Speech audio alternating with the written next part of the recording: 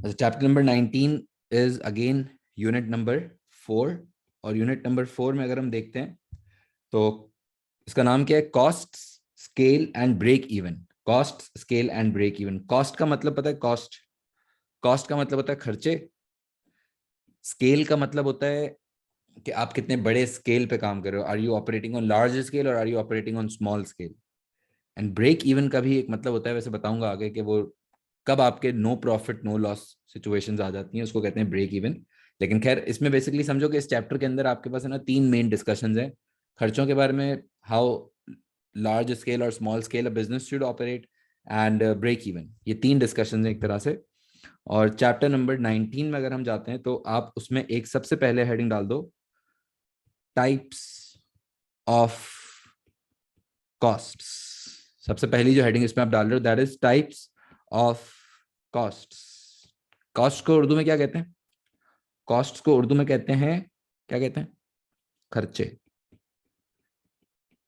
And definitely क्या business चलाने के लिए खर्चा होता है? अगर एक स्कूल चला रहे हैं, कॉलेज चला रहे हैं, क्या कोई एक्सपेंसेस होते हैं उस स्कूल को चलाने के लिए या किसी भी बिजनेस को? डेफिनेटली सैलरीज देनी होती हैं, एडमिन स्टाफ होता है, क्लीनिंग का खर्चा होता है, रेंट का खर्चा होता है, मार्केटिंग का खर्चा होता है, यूटिलिटीज के बिल्स आते हैं, टैक्स पेमेंट होती हैं, कितने सारे खर्चे होते हैं कोई भी बिजनेस चलाओगे। और कितनी टाइप की कॉस्ट होती है? नंबर 1, एक को कहते हैं वेरिएबल कॉस्ट और एक को कहते हैं fixed cost.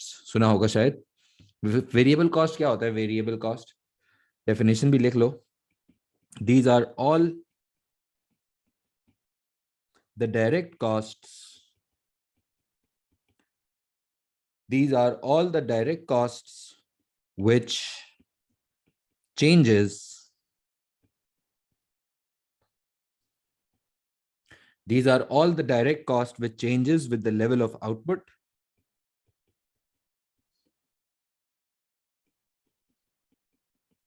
these are all the direct costs which changes with the level of output, such as, output क्या होता है? ये वर्ड जो मैंने लिखा है output, which changes with the level of output. Output का मतलब होता है कि हम है ना कितने यूनिट्स बना रहे हैं। अगर हम टी शर्ट्स का बिजनेस करते हैं तो कितनी टी शर्ट्स बना रहे हैं।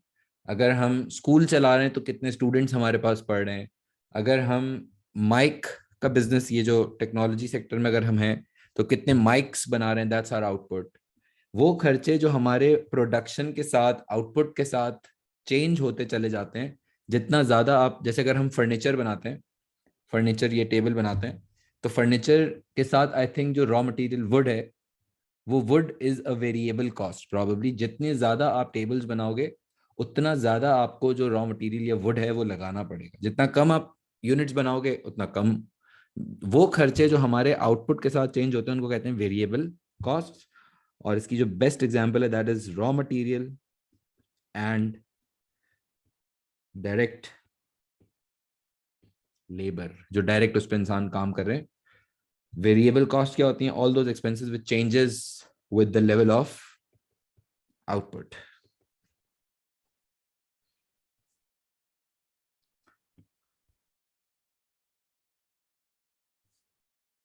सही है। और फिक्स्ड कॉस्ट्स क्या होती हैं? These are all these are all the expenses, these are all the expenses which do not change, which do not change with the level of, which do not change with the level of output.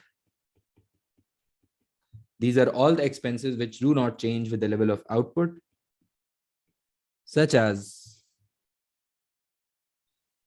which do not change with the level of output, such as, which costs will be classified as fixed costs?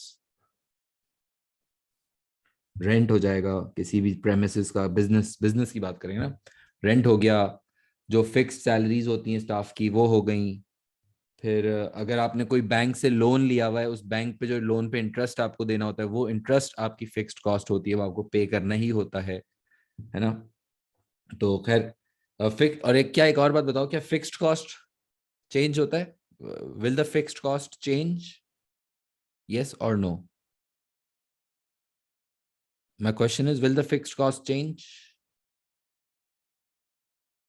Yes, it can change, but good, it can change with time. Obviously rent with time change होता है, salaries with time बढ़ती हैं, ठीक है, लेकिन ये मैंने क्या लिखा है, which do not change with the level of output, with the level of output, production के साथ चेंज नहीं करता। जैसे रेंट जो होता है, आप अगर एक स्कूल के अंदर 50 स्टूडेंट्स पढ़ा रहे हो और अगर 100 पढ़ा रहे हो तो उससे रेंट पे कोई इम्पैक्ट नहीं होगा।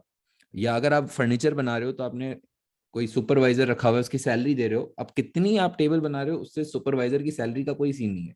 हाँ, सैलरी भी बढ़ती है but it will not change with output, it will change with, it might change with time. Definition समझ आ रही है? फिक्स्ड कॉस्ट के एग्जाम में हम ये डेफिनेशन नहीं लिख सकते कि fixed cost will never change, या ये नहीं लिख सकते कि fixed cost remains fixed. That's अजीब सी डेफिनेशन ना, सही है? तो फिक्स्ड कॉस्ट कैन, वो खर्चे होते हैं जो आउटपुट के साथ चेंज नहीं होते, और वेरिएबल होते हैं जो आउटपुट के साथ चेंज हो जाते हैं बेसिकली। और फिर तीसरे खर्चे को कहते हैं टोटल कॉस्ट। अगर मैं सारे variable cost, if I add up all the variable costs with all the fixed costs, if I add up all the variable costs and all the fixed costs, then उनको हम कहते हैं total cost। सही है? और फिर जो fourth इसकी टाइप होती है उसको कहते हैं एवरेज कॉस्ट। एवरेज कॉस्ट क्या होता है, सुना है? एवरेज कॉस्ट होता है जो पर यूनिट, एक यूनिट की कॉस्ट। लेट्स से अगर, चलो एक क्वेश्चन आ रहा है, सुनो। अगर जो है ना 5 बंदे जो गए लंच पे गए, 5 दोस्त लंच पे गए हुए, सही है, और चिलिंग विलिंग कर रहे हैं सही से, और वो 5 दोस्तों का जो लंच का बिल आया, वो बिल आया है 5000 रुपीज, ठीक है। पर हेड कितना आएगा? If 5 friends are going for lunch and then 5000 is the total bill, what is the per head cost? 1000 ना, ये जो 1000 है ना, इस 1000 को कहते हैं गुड, इसको कहते हैं एवरेज कॉस्ट। क्या कहते हैं? Average cost. एवरेज कॉस्ट होता है this is the per unit cost of production,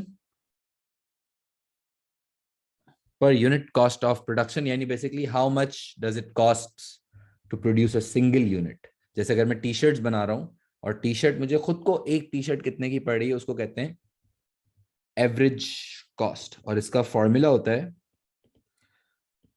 total cost divided by total number of units produced. जैसे टोटल बिल आया था अभी 5000 का, उसको हमने डिवाइडेड बाय 5 कर दिया था ना, बस सिंपल।